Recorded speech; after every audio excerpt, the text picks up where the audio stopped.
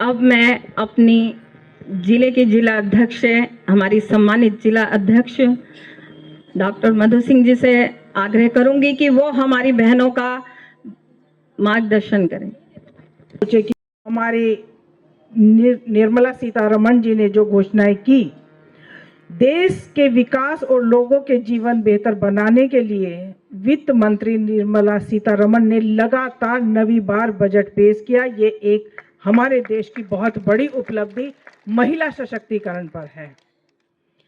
कृषि के क्षेत्र में काजू, नारियल, अखरोट और औषधीय खेती पर प्रोत्साहन देने का काम है। 1500 स्कूल और 500 कॉलेजों में कंटेंट क्रिएटर लैब की स्थापना की इसमें योजना है। 5 क्षेत्रीय मेडिकल हब की स्थापना और 1.5 लाख केयर गिवर्स की ट्रेनिंग है। 7 हाई स्पीड रेल कॉरिडोर और 20 नए राष्ट्रीय जल मार्ग का निर्माण। लखपति दीदी योजना का विस्तार। इस योजना के तहत ग्रामीण महिलाओं को आर्थिक रूप से सशक्त बनाने के लिए सहायता प्रदान की जाएगी। गर्ल्स हॉस्टल की स्थापना। 800 जिलों में लड़कियों के लिए हॉस्टल बनाए जाएंगे, खासकर स्टीम क्षेत्रों में पढ़ने वाली छात्राओं के लिए। 10,000 करोड़ रुपए एसएमई ग्रोथ फंड। यह फंड महिलाओं के लिए इक्विटी सपोर्ट प्रदान करेगा। महिला सम्मान बचत पत्र। महिलाओं को 7.5% की आकर्षक ब्याज दर पर बचत करने का अवसर मिलेगा।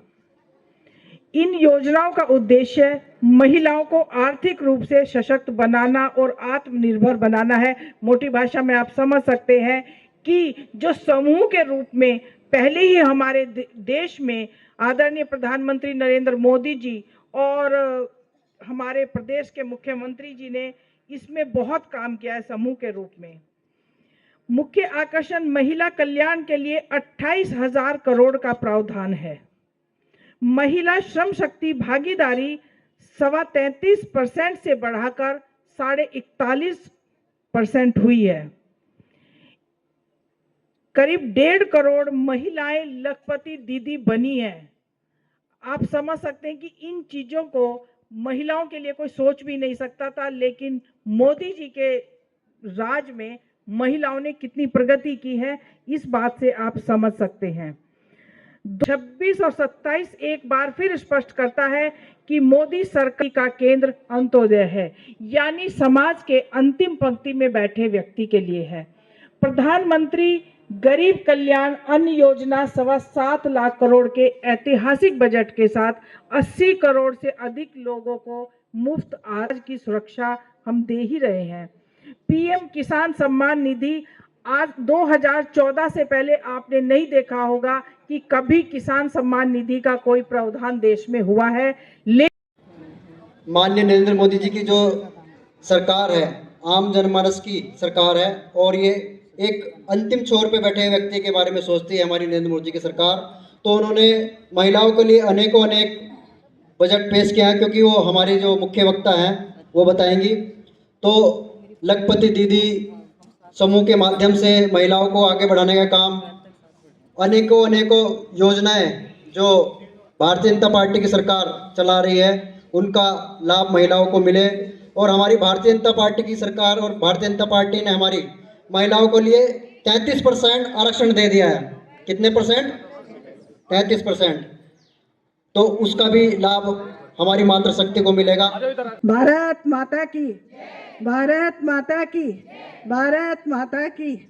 सह संयोजक कार्यक्रम की अपनी श्रीमती नंदा एरी जी और श्रीमती ममतेश चौहान जी, मंडल अध्यक्ष विकास पाल जी, जो भाई हमारे बजट में हम बात कर रहे हैं। आज हम सब यहाँ पे एकत्रित हुए हैं और हमारे सामने भारत की सुनहरी एक तस्वीर सामने हम लोगों के सामने है। आज हम देख रहे हैं कि भारत किस मोड़ पे है, किस दिशा की ओर बढ़ रहा है, कैसे सशक्तिकरण की बात आज भारत कर रहा है। हाल में ही आपने देखा 2026 और 27 का जो बजट था वो आंकड़ों का लेखा जोखा नहीं था, वो वास्तव में जो बजट था वो बजट 140 करोड़ जो हमारे भारतीय हैं उनके अनुरूप वो बजट प्रस्तुत किया गया था। यह बजट सर्व समावेशी और सर्वव्यापी सर्वस्पर्शी बजट माननीय प्रधानमंत्री नरेंद्र मोदी जी और माननीय हमारे जिन्होंने हमारा बजट पेश किया, ऐसी हमारी महिला सीतारमण जी वित्त मंत्री, हम उनका आभार व्यक्त करते हैं। इस उम्र में भी कितनी ऊर्जा के साथ वो काम कर रही हैं, कितनी ऊर्जा के साथ वो अपना बजट पेश कर रही हैं और बहुत बारीकियां वो देख रही हैं। तो इस तरह से इस अनुभव का हमें भी क्योंकि हम आने वाले समय में हमें क्या है, आदि आबादी को और मजबूत करना है, तो इसे हम कैसे बढ़ा सकते हैं। ये एक महिला सशक्तिकरण का बहुत बड़ा उदाहरण हम लोगों के सामने है। देश की आधी आबादी को आत्मविश्वास का यह बजट, यह घोषणा था। आज हम लोग 21वीं सदी का भारत हम देख रहे हैं। हम वुमेन्स डेवलपमेंट की बात से आगे बढ़कर अब क्या है, पहले हम कहते थे महिला सशक्तिकरण, वुमेन डेवलपमेंट की बात हम करते थे। आज हम कर रहे हैं वुमेन लीड डेवलपमेंट। अब लीड करेंगी महिलाएं, अब वो सशक्तिकरण से भी आगे बढ़ चुकी हैं। अब स्वयं आके संभालेंगी, सत्ता को संभालेंगी। तो इस तरह से इस ओर की तरफ हमारी सरकार चल रही है। आप सबसे मैं कहना चाहूँगी कि वास्तव में आप अपने आप को कमज़ोर मत समझिए, आप अपने आप को मजबूत समझे। आज मैं विशेष रूप से यशस्वी प्रधानमंत्री नरेंद्र मोदी जी का आभार व्यक्त करती हूँ। उनकी सोच देश की महिलाओं का जो महज वो एक वोट बैंक की तरह उन्हें इस्तेमाल नहीं कर रहे हैं, आज वो उन्हें सशक्तिकरण के लिए आगे बढ़ा रहे हैं। कि पहले यह था कि महिलाएं की वोट करेंगी तो निश्चित ही जहाँ पे, क्योंकि आधी आबादी है तो महिला जो सोच लेती है, जो ठान लेती है, वही करती हैं। लेकिन आज वो सिर्फ आपको या हमको वोट बैंक के रूप में इस्तेमाल नहीं कर रहे हैं। आज वो हमें सशक्त कर रहे हैं, हमें लीड करने के लिए कह रहे हैं, आओ आगे बढ़ो और आगे बढ़ के नेतृत्व करो। नेतृत्व की क्षमता होनी चाहिए। तो इसलिए मैं आज वो अर्थव्यवस्था को मजबूत करने वाली जो स्तंभ है हमारी महिलाएं, उनको उसमें वो आगे कर रही है। होती है महिला सशक्त होती तो पूरा परिवार सशक्त होता है। ये बात मैं बहुत जगह बोलती हूँ। जिस परिवार की महिला कमजोर हो जाती है वो परिवार अपने आप में बहुत बिखर जाता है, और जिस परिवार की महिला सशक्त और मजबूत होती है वो परिवार अपने आप में मजबूत हो जाता है और वो समाज को भी मजबूत करता है। इसलिए आज यही बात मुझे लगता है कि मैं भी जगह जगह यही बोलती हूँ, क्योंकि परिवार की दूरी जो होती है वो ये महिला है, स्त्री है। स्त्री एक बहुत बड़ी शक्ति है, माँ एक बहुत बड़ी शक्ति है। जिस दशा और दिशा की ओर परिवार को ले जाना चाहेगी उस ओर परिवार बढ़ेगा। इसलिए माननीय प्रधानमंत्री जी की भी सोच वही है कि आज महिलाएं सशक्त हो रही हैं। आज महिलाएं ड्रोन खेती कर रही हैं, ड्रोन के माध्यम कितना आगे डेवलप कर चुकी हैं कि वो ड्रोन के माध्यम से वो खेती कर रही हैं। कितनी समझदारी से वो अपने पैरों पे खड़ी हैं। आज लखपति दीदी की बात करें, अभी हम दीदी जो काम कर रही हैं, अपने पैरों पे खड़ी हैं, सशक्त हैं, मजबूत हैं।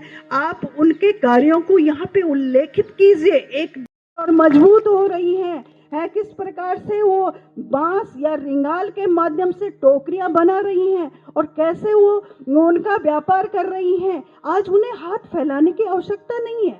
इसमें अगर उन्हें मजबूत किया जा रहा है तो हमारी उत्तराखंड की सरकार, माननीय मुख्यमंत्री जी पुष्कर सिंह धामी जी के माध्यम से हमारी महिलाएं सशक्त हो रही हैं और उनकी सुरक्षा की भी व्यवस्था के लिए वो हमेशा चिंतित रहते हैं, क्योंकि सरकार की योजनाएं हैं। सरकार की इन योजनाओं का लाभ लेकर आज वो अपने आप में खुश हैं। और एक पलायन का जो आज हम रिवर्स पलायन की बात कर रहे हैं ना, तो रिवर्स पलायन से भी हमें इस तरह के जब हम लोग देख रहे हैं, अपने पुराने घर को ठीक से करने जा रहे हैं ना, हम जा रहे हैं, मैं खुद जाती हूँ, हम अपने घर रखते थे कि अगर कहीं न कहीं छात्रावास होना जरूरी है। मंडल से सुनीता जी और हमारे यहाँ ढंडेरा मंडल से नंदा एरी जी।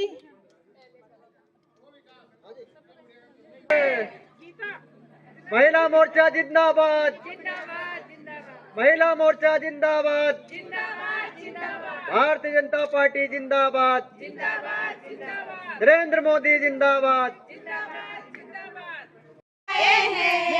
हम उनको लाएंगे भारत में फिर से हम, भारत में फिर से हम भगवा लहराएंगे, भारत में फिर से हम भगवा लहराएंगे।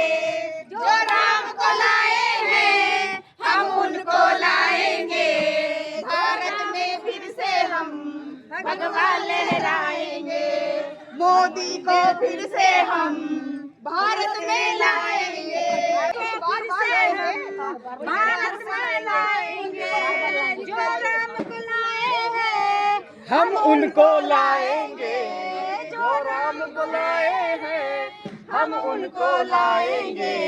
दुनिया में फिर से हम भगवा लहराएंगे, दुनिया में फिर से हम भगवा लहराएंगे। भारत माता की जय, भारत माता की जय, महिला शक्ति की जय।